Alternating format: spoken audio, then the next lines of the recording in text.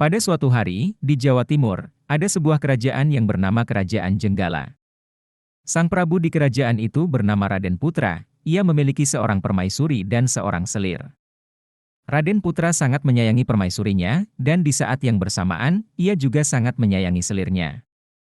Selir Raden Putra tidak merasa puas dengan kedudukannya sekarang. Ia merasa kalah dari permaisuri, apalagi ia mendapat kabar dari seorang tabib istana bahwa kini permaisuri sedang mengandung anak Raden Putra.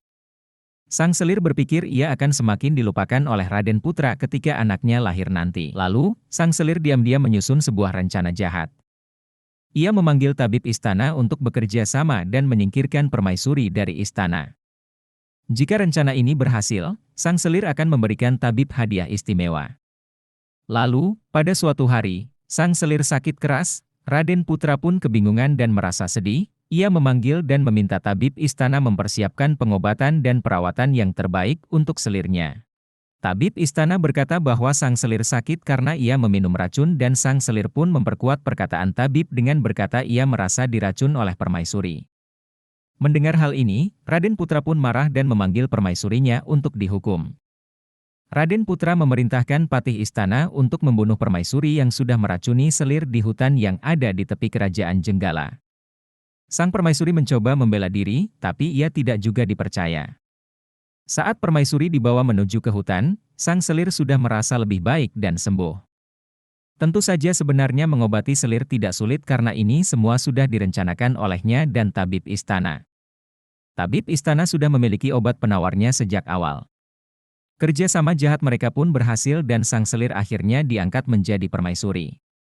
Seperti janji selir pada tabib istana, ia menerima uang, emas, dan barang-barang berharga lainnya. Patih kerajaan yang mengetahui bagaimana sebenarnya sifat permaisuri yang baru ini yakin bahwa permaisuri yang lama tidak melakukan kejahatan. Ia percaya dengan permaisuri yang lama. Tidak mungkin wanita seagung permaisuri melakukan kekejian untuk meracun selir.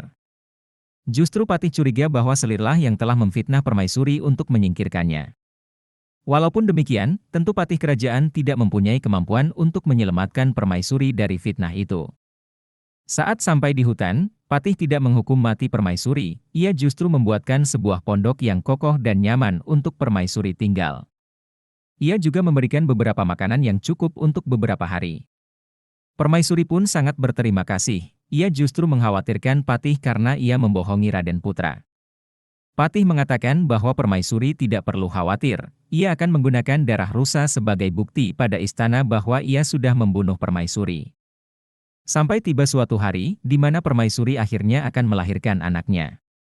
Di hari itu, seorang anak laki-laki yang tampan dan berani lahir, ia diberi nama Cindelaras.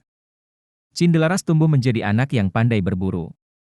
Ketika ia berburu di hutan, Cindelaras tidak sengaja menemukan telur yang dijatuhkan burung elang.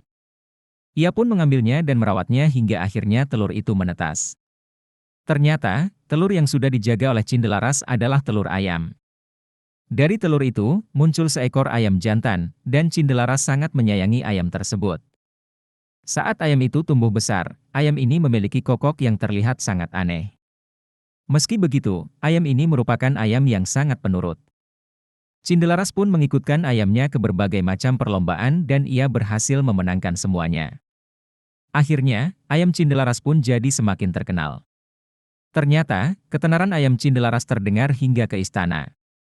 Raden Putra pun menjadi penasaran dan ia mengundang Cindelaras ke istana. Ia ingin mengadu ayam yang Raden Putra miliki dengan ayam yang Cindelaras miliki. Jika aku menang, berikan separuh kekayaanmu, tantang Cindelaras pada Raden Putra. Tanpa berpikir panjang dan keraguan, Raden Putra menyetujui persyaratan itu.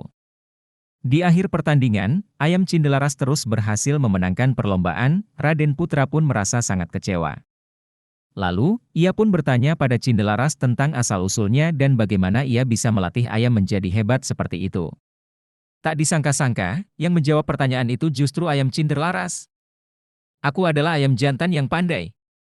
Tuanku bernama Cindelaras, anak laki-laki dari Raden Putra. Raden Putra pun terkejut dan bertanya pada patih untuk memastikannya. Sang patih akhirnya menceritakan yang sebenarnya dan tidak lupa juga ia menyebutkan kejahatan yang sudah dilakukan sang selir. Raden Putra pun sangat marah dan ia mengusir sang selir yang sudah diangkat menjadi permaisuri itu. Akhirnya, permaisuri yang tinggal di dalam hutan dijemput, dan Raden Putra, permaisuri, serta anaknya, Cindelaras, tinggal bahagia di istana.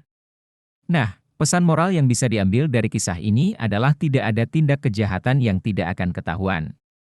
Cepat atau lambat, orang yang berperilaku jahat dan menyembunyikannya akan ketahuan. Jadi, kalian jangan jahat pada orang lain, ya.